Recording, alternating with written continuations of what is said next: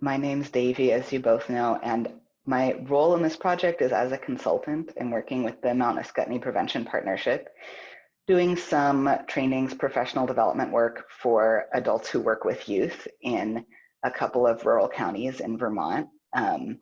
And we realized in planning this project that many adults who work with youth don't do it as part of their jobs necessarily.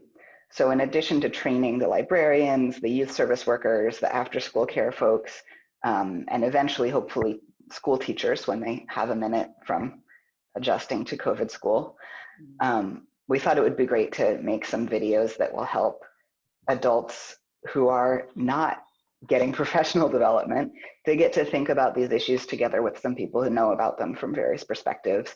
And the videos will go up on YouTube through the various prevention coalitions that MAP partners with around Vermont, and also will be made available to the community access television throughout Vermont. Oh, and I use he or they pronouns for the purpose of this project, or whatever else happens to feel useful. How about you, Shauna? Or do you want to go first, Claire? Maybe that makes more sense. Okay. Hi, I'm Claire. I use she, her pronouns. And my role in this project is that I am a queer young adult who grew up in Orange County, one of the two counties that this project is primarily serving. So I was a queer youth not that long ago growing up here. And I also have a lot of experience in video production. That's like my major in college. And I also have done a lot of documentary work for nonprofits, such as the Mount Escutney Prevention Partnership. So that's how I got involved in this project. Yes, I'm happy to be here. Thanks for inviting me. My name is Shauna. I use she, her, or they, them pronouns. I identify as a queer femme, white person, and I've been working in libraries for over about 12 years. And this project sounded really interesting to me because I've just been, well, I'm actually a consultant now. I'm a library consultant as of last week. And so I've been working with public librarians the most, and how, like kind of counseling them on queer related issues, queer related content, like how to improve collections or your practices in public spaces. And that's who I am. Is there anything else that you'd like to know about the project? Oh, I guess you could share like what you are most excited about currently.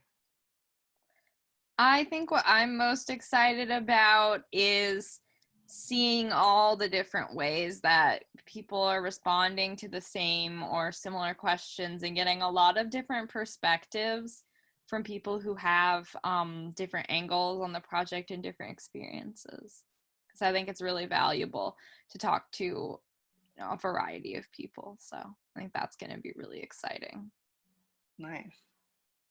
Thanks for sharing. Yeah, thank you. I'm really excited about bringing in voices from outside the area because I grew up in an area that rural, and a thing that I have experienced in rural areas is there's often not a lot of choices about where you get support or where you access resources or who you're engaging with for support. And so I want every single librarian to be the one all the queer kids can go to, right? And every single after school provider. And if you live in a rural area and maybe have met 1 or 0 trans people in your whole life, having videos with lots of queer and trans folks who work with queer and trans youth can be a nice way to get better at that.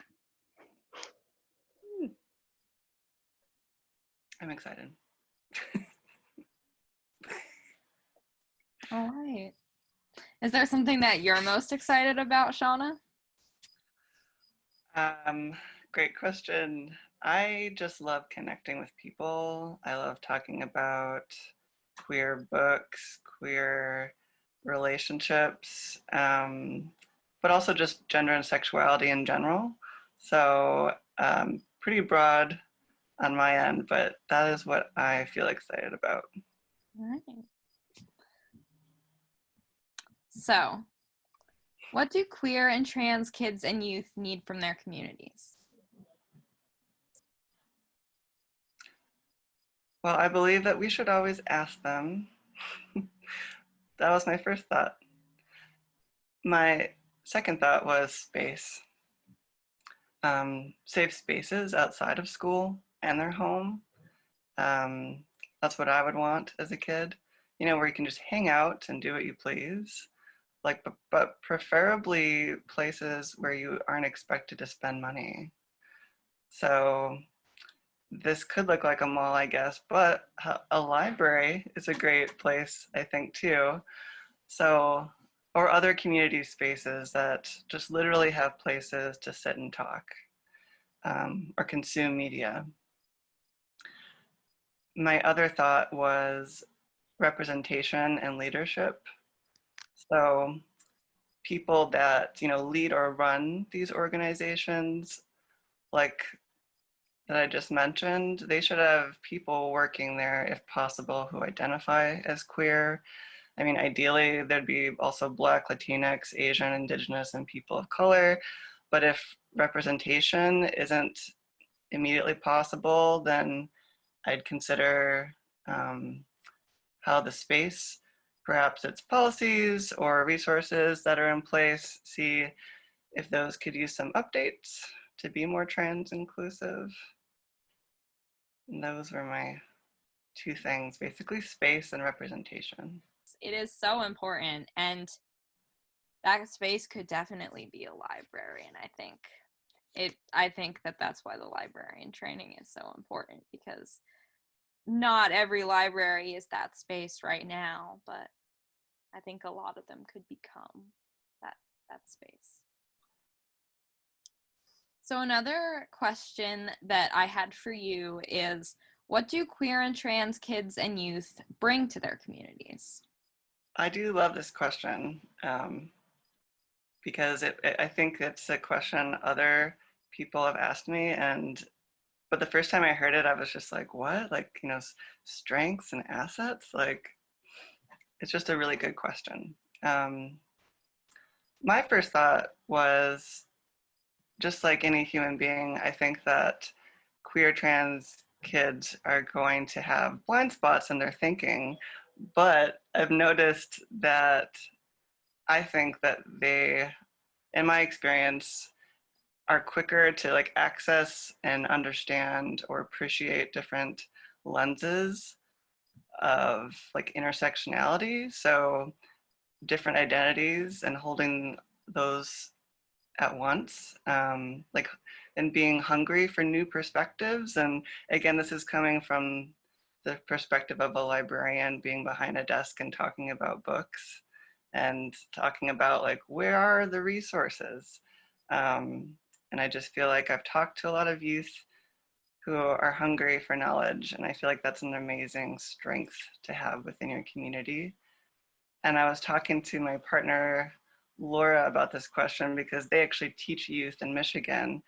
And they said that their queer youth are great at cultivating and seeking community. And I was like, oh yeah, duh. Like if you are having to work harder to find community, this means that you can really be good at finding resources and people to relate to, which can then translate to like helping others do the same who aren't queer, which I also think is beautiful. And also why queer folks, I think, can be great organizers in all kinds of ways, like when action's needed. So. That is such a great answer. I really like that. Oh, thanks. I think it resonates with me. Oh, great. So The next question that I wanted to ask is, what would you say to well-meaning adults in the community who are new to thinking about gender and sexuality and aren't sure what to do or say? I think that listening to queer and trans youth is a great start. If you're new to thinking about gender and sexuality and you're not sure what to do or say, listening is great. I think that what happens a lot of the time is that people get uncomfortable or worked up, and then they don't take a breath or ask if they could maybe come back to something later. So, you know, I think that absorbing what youth have to say and believing them is important, while also maybe reading some great books on your own time, like Davies. You can create like a home that's a safe space, right? Like where people can express themselves, hopefully. You can practice actively listening, use affirming language that like even something as simple as, thank you for sharing this with me. It means a lot. Like even if you don't know what to say back, like being an listening ear is amazing. If I'm blabbering on, let me know. I would say that like I would do some self-exploration though too. If you don't know, if you're new to thinking about gender and sexuality, I would do some self-exploration. Like maybe you could journal and ask yourself, for example, why must you know a stranger's gender when you meet them? And if you don't know, how does it make you feel? And why does it make you feel that way?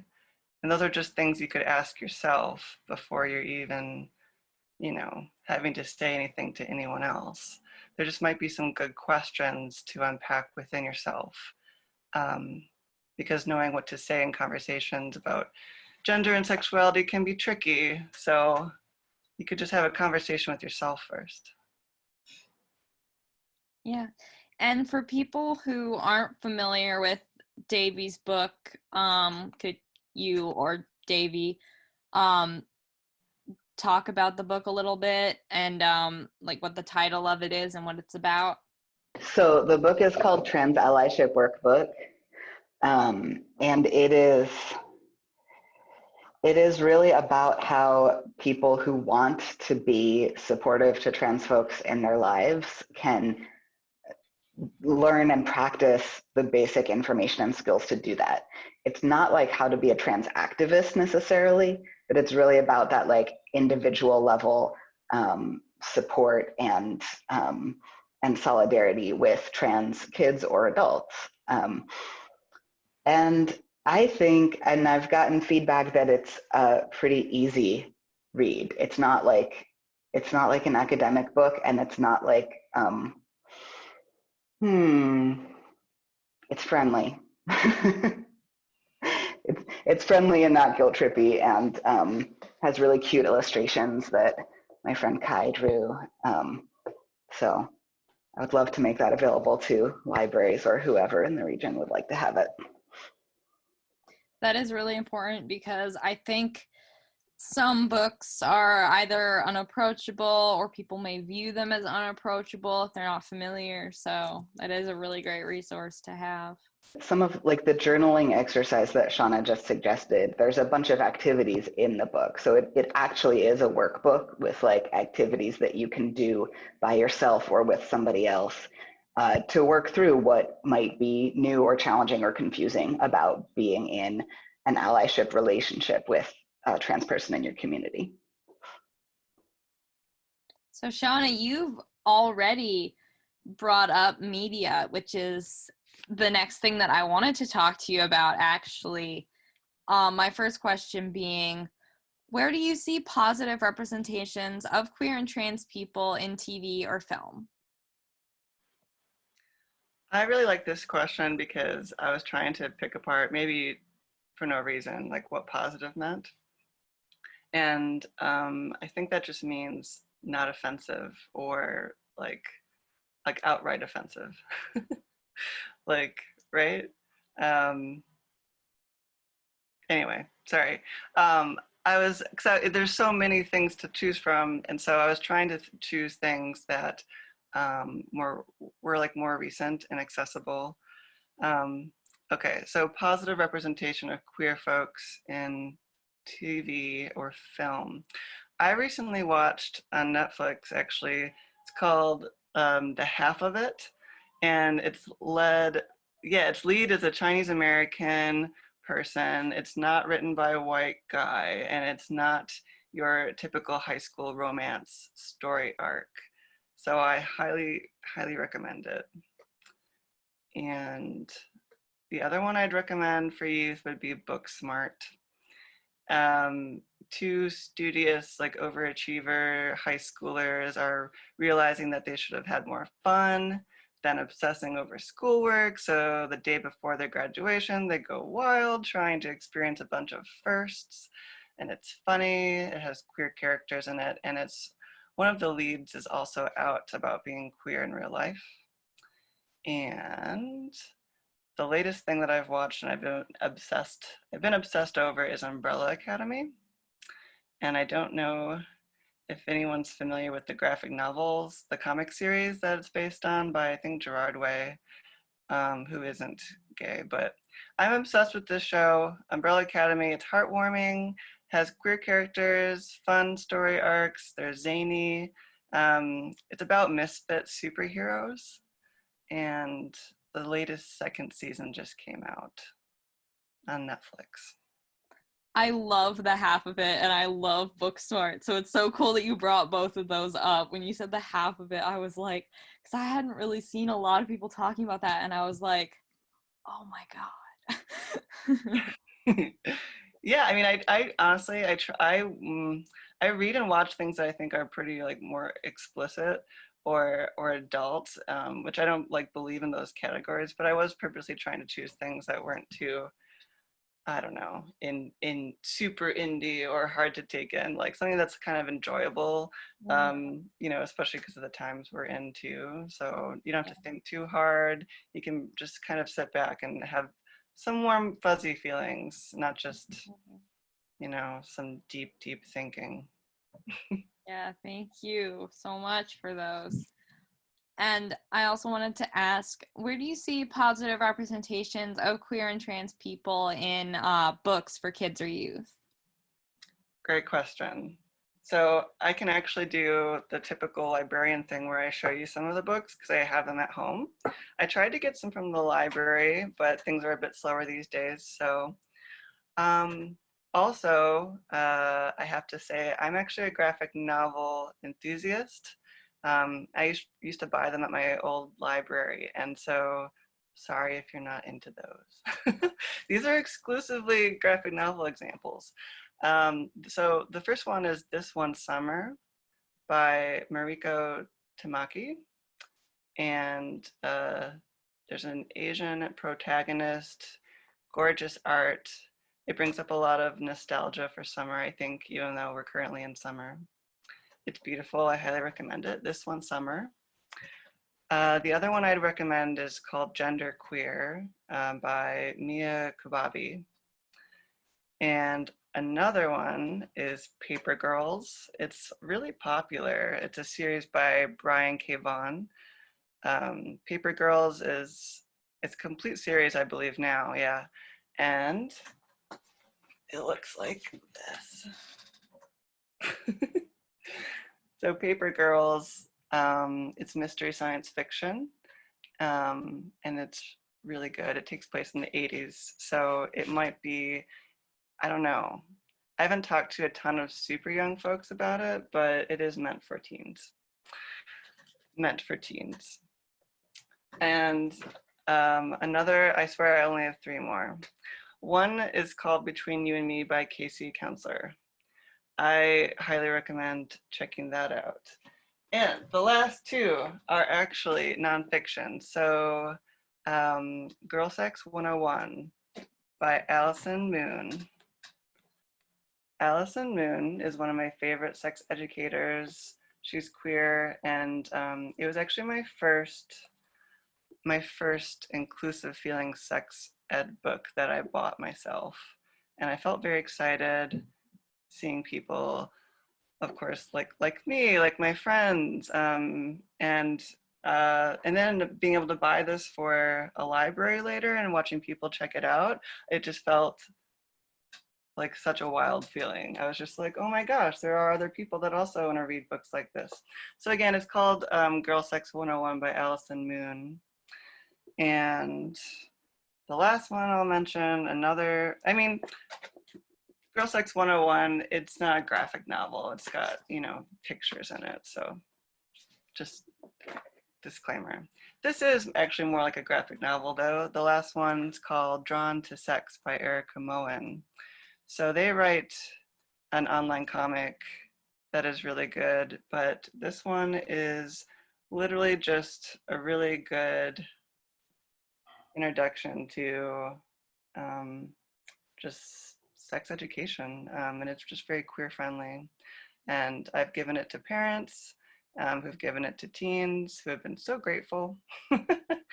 And so I highly recommend it. It's called, again, Drawn to Sex, The Basics by Erica Moen and Matthew Nolan. Thank you. I actually really like graphic novels, so I'm going to check some of those out. Oh, good. I want to also put in a plug for the Girl Sex 101, and it is not only useful for girls, but like really includes like the sex ed that everybody should have gotten. And in fact, I'd say maybe even like heterosexual boys in particular, like could really use access to that content. That actually, I can see why. I can really see why that would be important. Oh, can I tell you one more? The one that everyone's heard of, that you do have to be like an older teen, I think, to be able to pay attention to.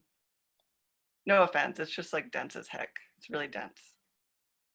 Fun Home. Yeah, I read that one.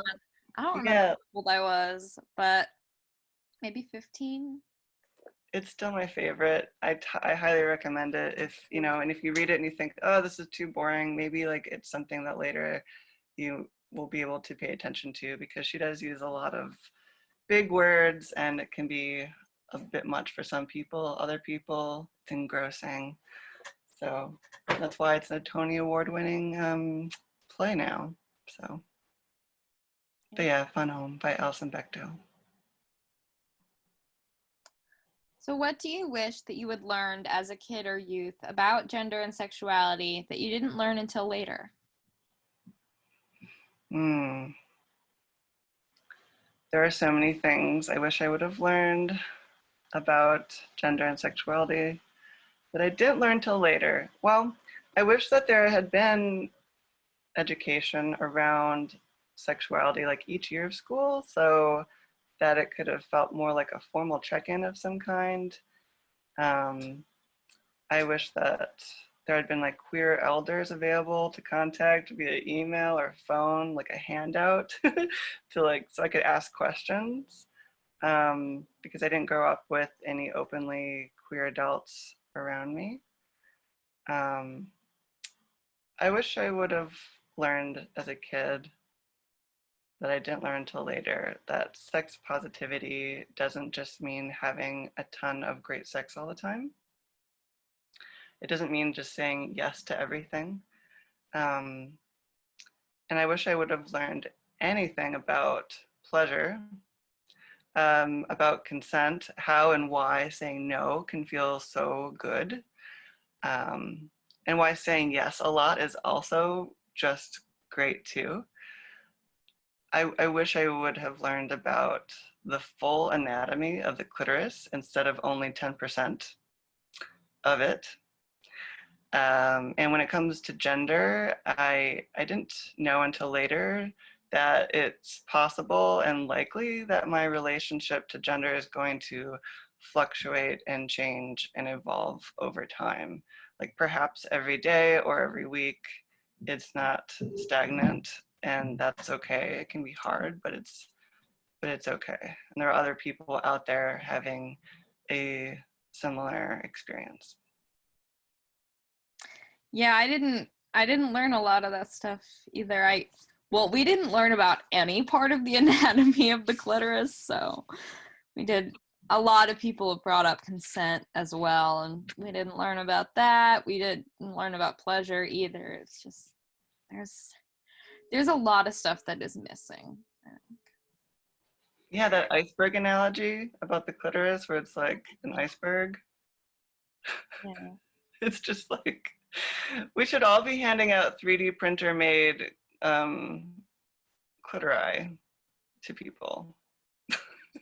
Yeah, let's do that. In class, you know, like, so that it's just really clear. There's no debate. Yeah, I mean, they made us like, did they do that where you have to like label the like diagrams of the reproductive system? I think Mhm. so. See, Yeah. they only did like the reproductive system. They didn't do like anything like the clitoris or anything like that. It was just like, this is where the baby is. This is where sperm is made. Yep. Goodbye. Yeah. I mean, Yes. sorry, Davey. I was just going to say we could almost do a whole other video project about sex ed for everybody. And I used to teach sex ed. My partner also teaches queer sex ed. And like, the thing about it is that it's a sex ed everybody should have gotten. It's not just the sex ed that queer or trans kids need. It's like all kids need to know about all kinds of bodies and about all kinds of ways of having relationships, ways of saying yes or no or not yet. And a lot of that just doesn't happen in typical sex ed. And frankly, I think it's because most sex ed teachers did not actually sign up to do that, right? Especially in rural areas or small school districts. Most people teaching sex ed have another job, like they're the social studies teacher or the gym teacher or the biology teacher. And then someone was like, oh yeah, in this health class, right? But somebody who actually is passionate about understanding health and wellness and relationships could do a whole different thing about that. And if that's not what's going on in your community, then looking at one of those books about it could be a really good second option. Absolutely. I mean, we had that at my school. Also, my cousin, and he's in DC. It's not a rural area. He is a middle school. I don't remember. It might have been history teacher. And he had to teach sex ed, and he didn't know what to do. So the first day, he just took everyone on an unrelated field trip to explain a water reservoir. Because he didn't know what to do. He was still like figuring it out. So he was like, "Oh, it's the first day of class." It's Yeah. The teacher of my high school health class was my softball coach. So that wasn't awkward at all. And I oh, no, not definitely at knew a all. whole lot more about queer I sex mean, ed than he did. I also think that the way people talk about saying no in sex ed is very focused on like, you should say no because you're not old enough, rather than like, this is a choice that you can make and you should know how to make that choice, and that it's okay to say yes and to say no in any situation. Yeah. Yeah. All right. I could talk about that for days. Yeah. Mm-hmm. So this is kind of a jump, but although we actually were just talking about rural areas, so not too much of a jump. So how might queer and trans youth in rural areas have different needs than in cities, and how can rural areas be supportive places for queer and trans youth and adults? I have only lived, well, here, I'll start over. If you are in a rural space, I think that one difference simply would be your internet. Like, the internet is sketchier. It's harder to access in rural spaces. So that's a big issue. And libraries like provide that service for many people because they know how it's necessary. So that is a difference. It's harder to find free Wi-Fi. And I'm trying to remember, sorry, your second part of that question. Can you repeat it? So the two parts of the question were, how might queer and trans youth in rural areas have different needs than in cities, and How can rural areas be supportive places for queer and trans youth and adults? I think the other part of that I was thinking about was having just less people around means that you will likely have less queer people near you that you can be in relationship with and be talking to. And so that makes the media that you take in really important. And you want it to be positive. You want positive representations of queer people living their lives and thriving. So that is why it's so important that public spaces like libraries have collections that are it's important that libraries develop queer and trans inclusive collections to help people feel seen and welcome in their community. Because I don't think, please correct me if I'm wrong, because I actually have a hard time thinking about there being much difference between needs of rural and city queer kids, aside from internet and maybe people. Yeah. Yeah, thank you. No, I'm glad that you tied that back to media because, I think that is really important, particularly when you just don't know as many queer people. And yeah, like I think about collections a lot because of libraries, but like if you have recent or new queer literature in your stacks or accurate resources for queer people, then you're actively working or chipping away at some of the stigmatization against LGBTQIA people. yeah, no, definitely. And at the library at my high school, they didn't have a collection, but they did get some books, and I liked that they were in like there were some that were in the recommended books for middle schoolers, which is like a shelf that I went to a lot in middle school, and that's how I ended up reading some of that. That was really important for me. And also it does help with the stigma, I think, to just have those books available in collections but also available everywhere. Can I ask you like how it felt when you found those books?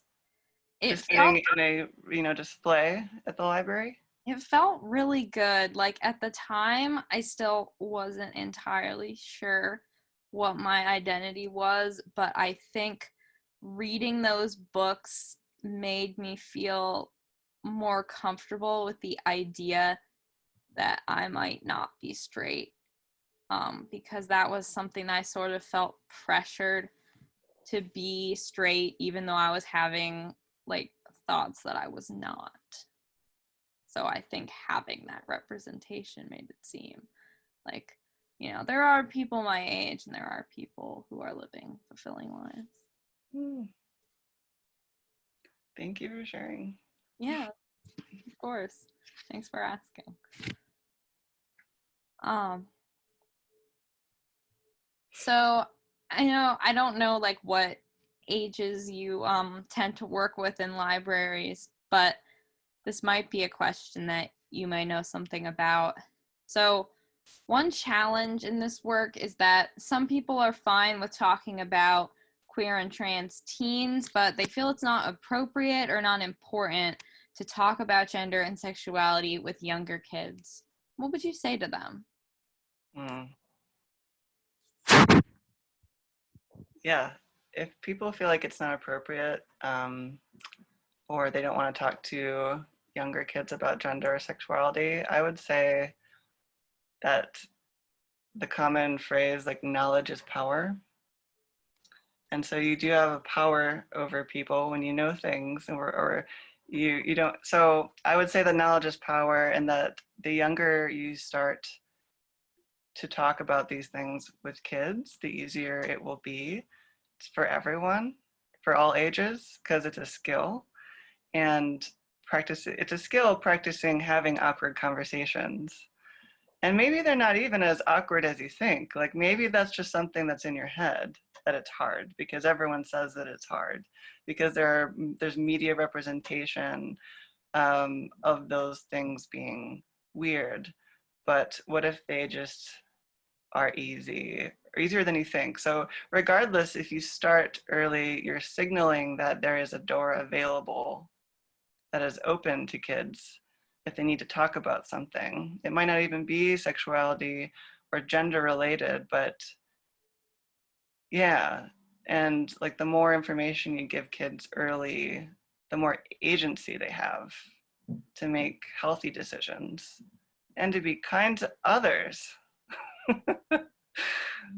So I think it's just a hang up really that, you know, adults have that, again, maybe they have to do, they could do some journaling about that.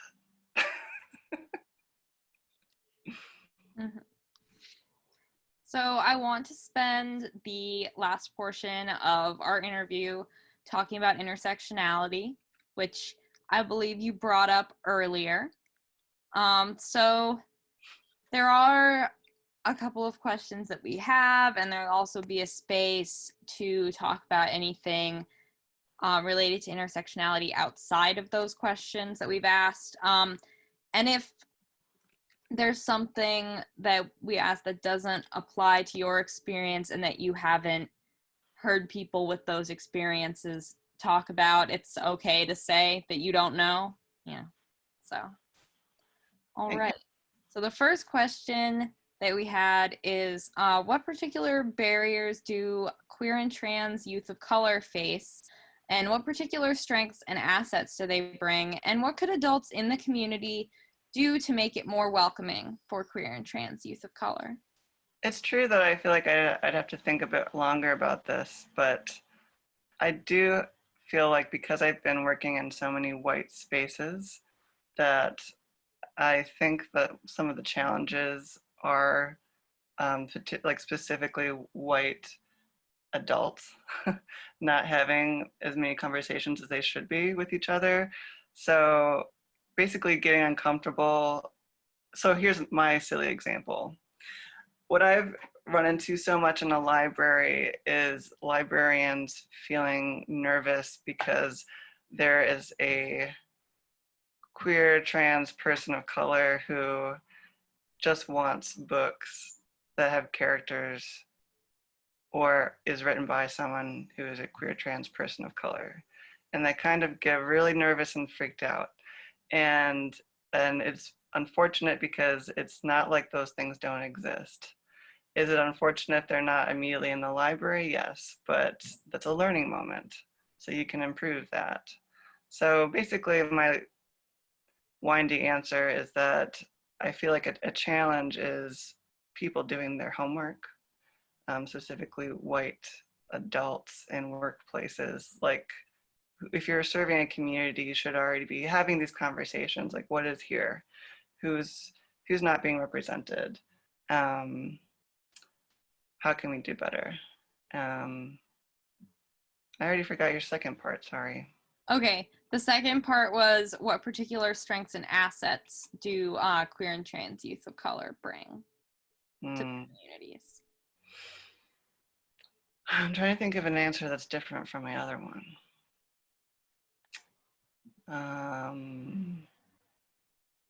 I'm getting tired of the word resiliency. There's a lot of resilience there.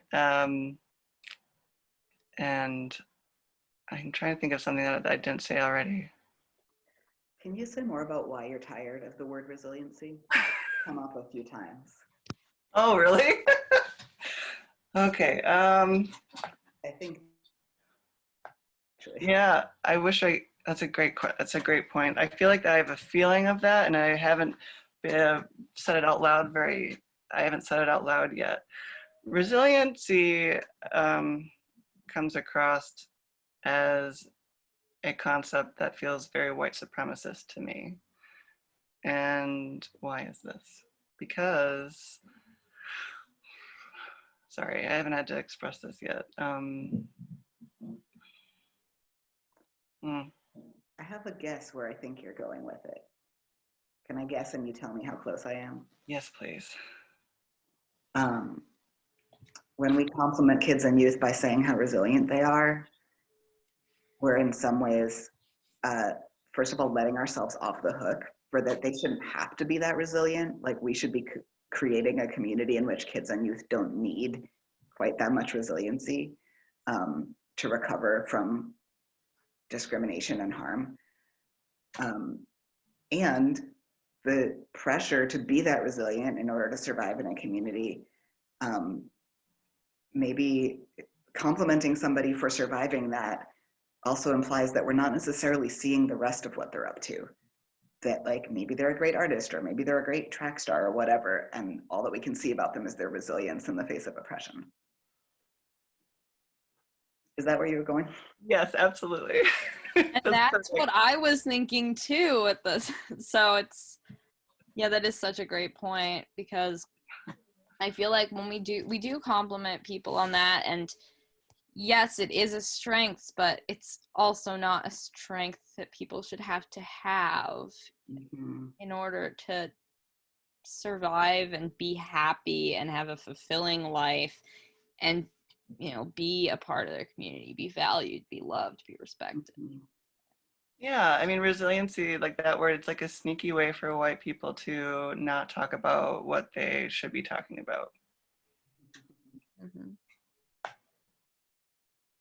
So another question that I had on the topic of intersectionality is, what particular barriers do disabled and or neurodivergent queer and trans people face? And what particular strengths and assets do they bring? And what could adults in the community do to make it more welcoming for these youth? Again,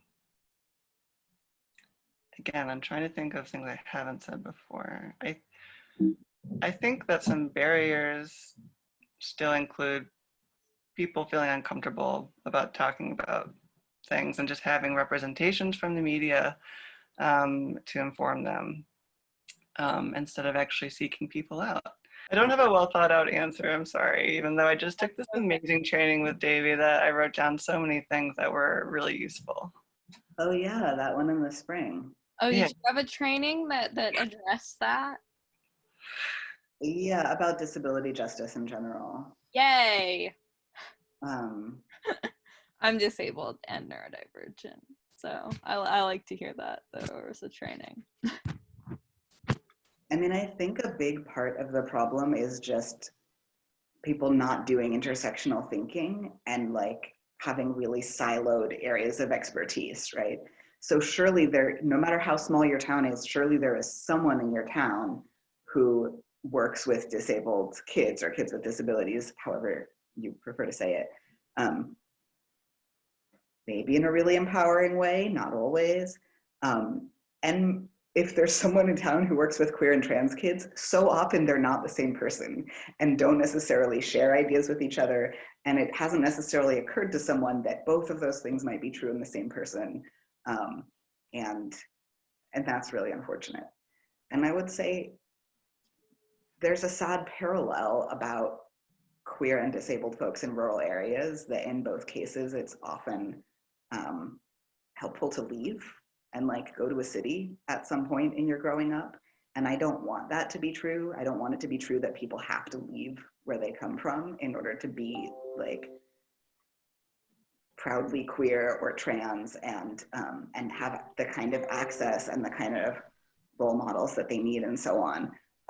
But that is very often what happens for queer folks, for trans folks, and for folks with disabilities. And that just makes it, you know, more and more and more likely that a kid with more than one of those identities is not going to see anyone that reflects them in their place growing up. Yeah, no, and that's, yeah, people shouldn't have to leave, because I love living in a rural area, but there are resources missing, you know, that's a big thing. Is there anything else that you want to tell us in 3 minutes? I would love to tell librarians that you should not create LGBTQ plus sections in your library. You know, it others people and it might get vandalized, or youth might be too nervous to look through it. So instead you can make displays with your items, you know, whenever you'd like to. It's a common thing, a common mistake, I'd say. You can make displays during Pride Month and just please also, outside of Pride Month too, and you can keep a book list on hand so that folks do know queer books exist in your library. They're just interspersed. But yeah, it's a common question I get. Should I make stickers that are LGBT, or should I put rainbow stickers on all the gay books? You could, but just so, like, don't put all the books together. Mm-hmm. Yeah. I really appreciate that. That's what I tell teachers too. Don't make a trans week in your class. Yeah, yeah. Yeah. Thank you so much for this interview. You said like a lot of important things. Really glad we got to talk to you. And it was really nice to meet you. Thank you so much. It was great to meet you too. This felt like a unique opportunity, especially during these times where you're stuck inside. I just love connecting and I miss it a lot. So thanks for sharing all that you did today, and yeah, I learned about a project I knew nothing about. So